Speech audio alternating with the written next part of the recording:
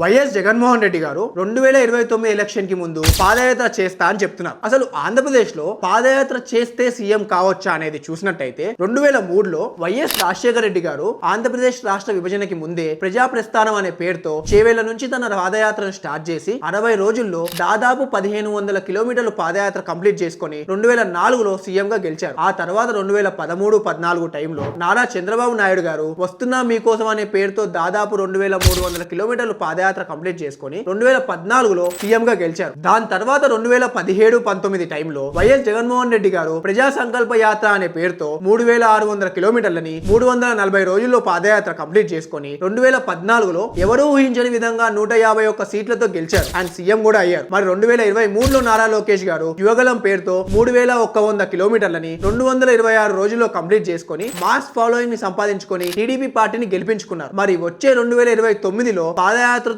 జనాలకి దగ్గరై కూటమి బలాన్ని ఢీకొట్టి వైఎస్ జగన్మోహన్ రెడ్డి గారు సీఎం కాగలుగుతారా? మీ ఒపీనియన్ ని కమెంట్ చేయండి.